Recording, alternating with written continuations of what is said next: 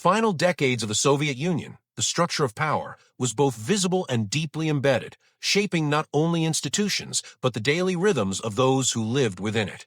Military air bases, often positioned on the edges of quiet towns or vast, unbroken stretches of land, reflected this balance between isolation and control. They were self-contained worlds defined by routine, hierarchy, and a constant awareness of observation. Every movement, every action, and every decision existed within a system that rewarded precision and punished deviation, not always through visible consequence, but through the quiet, ever-present understanding that there was little room for error. Within this environment, the MiG-29 stood as a centerpiece of Soviet engineering and ambition. Introduced as a response to Western advancements, it represented not only technological parity, but a statement of resilience and capability.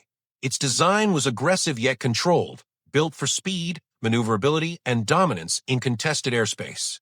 For those who flew it, the aircraft was more than a machine. It was a responsibility, a symbol, and in many ways a reflection of the state itself, powerful, complex, and tightly regulated.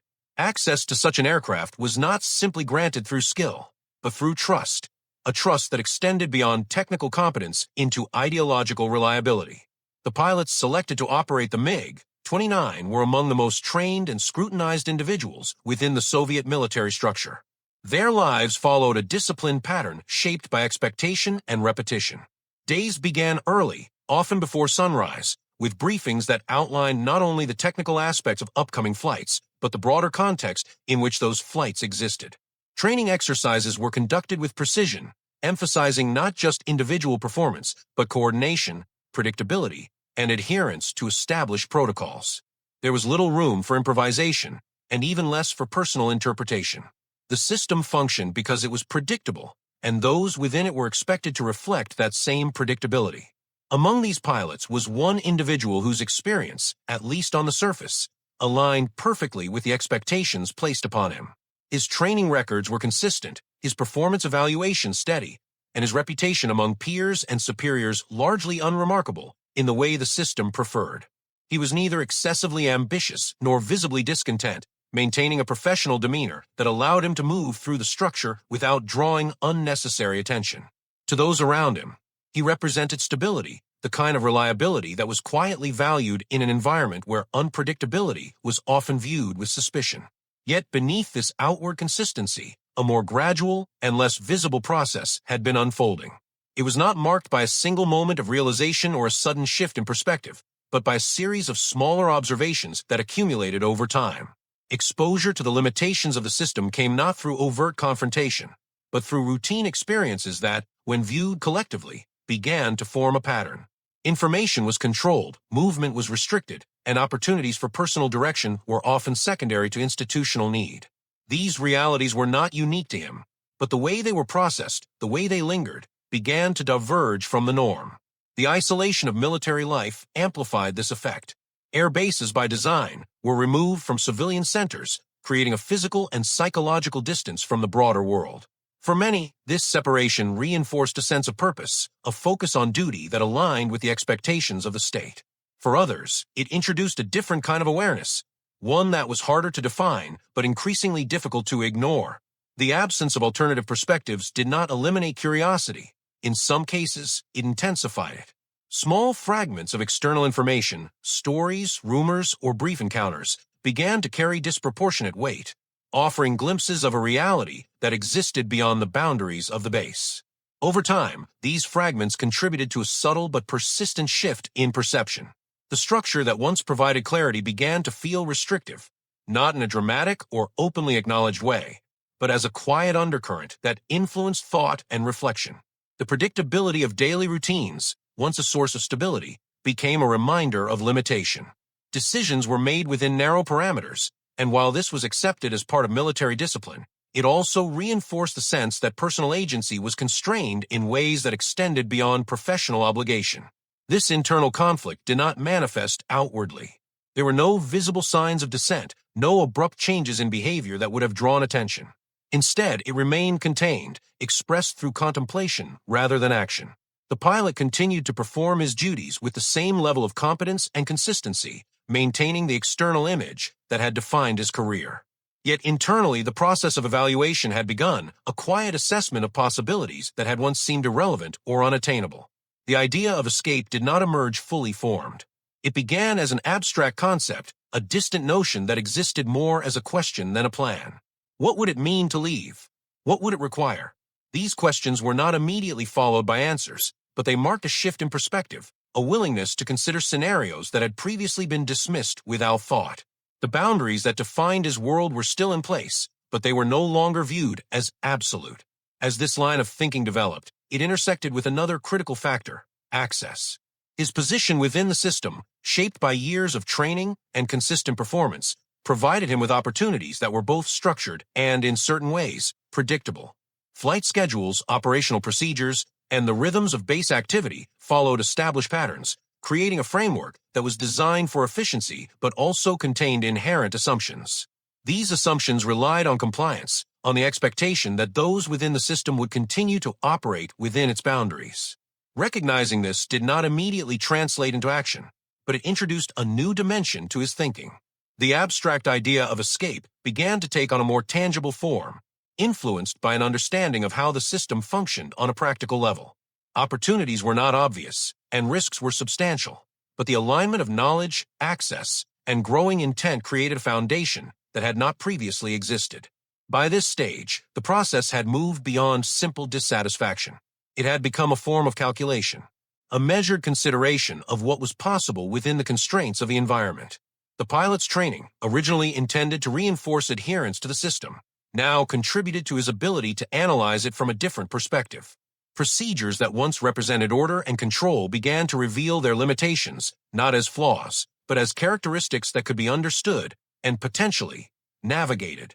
The convergence of these factors did not produce a sudden decision. There was no singular moment where contemplation transformed into commitment.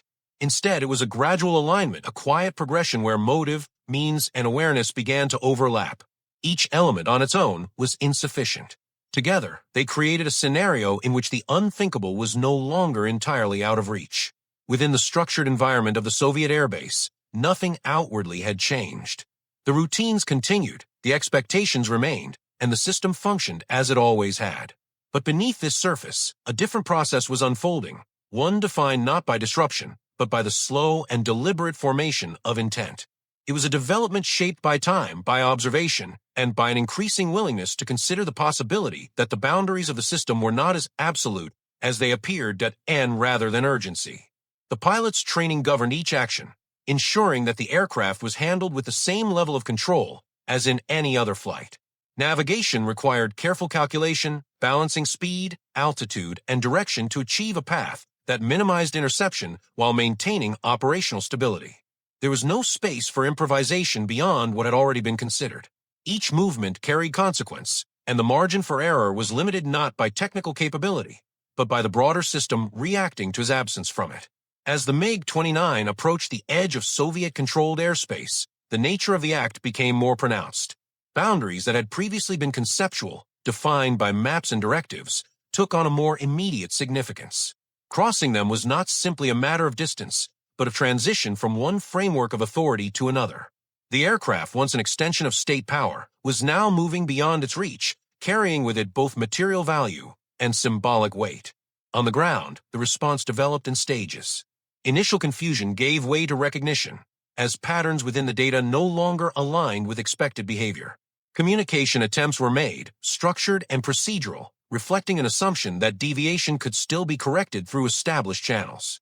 When these attempts failed to produce the desired outcome, the situation escalated, prompting a reassessment of both intent and capability. The possibility of defection, while not unprecedented, introduced complexities that extended beyond immediate operational concerns. Command structures, designed for clarity and control, now faced a scenario that required rapid interpretation. Decisions had to be made regarding interception, containment, and communication with external entities, each carrying implications that extended into political and strategic domains. The response was not chaotic, but it was strained, revealing the limitations of a system optimized for compliance rather than internal disruption. Information moved through established channels, but the speed and nature of the event challenged the assumptions underlying those channels. Beyond the immediate operational sphere, the broader implications began to take shape. The loss of a MiG-29 was not solely a material concern. It represented a breach in both security and perception. Advanced technology, developed and protected within a closed system, was now exposed to external analysis. Intelligence communities beyond Soviet borders would inevitably seek to understand its capabilities, its design, and its limitations. This transfer of knowledge, unplanned and uncontrolled, carried consequences that extended far beyond the initial act. At the same time, the political dimension of the event introduced a different form of impact. The Soviet Union, already navigating a period of internal strain and external scrutiny, now faced a situation that challenged its image of cohesion and control. A single pilot, operating within its own structures, had identified and acted upon a path that led beyond them.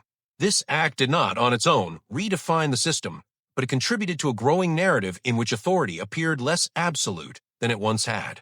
For the pilot, the passage into foreign airspace marked a transition that was both physical and psychological.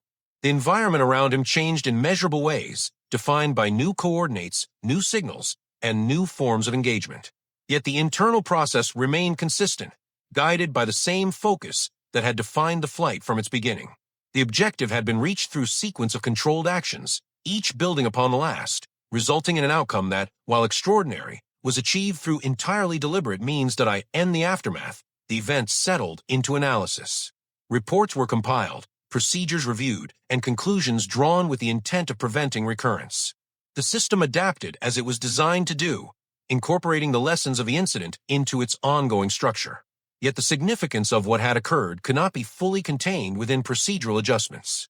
It existed as an example of the limits inherent in any system that relies on trust, demonstrating that even the most controlled environments are shaped, ultimately, by the individuals within them. Positioned within the broader context of the Soviet Union's final years, the defection became part of a larger pattern.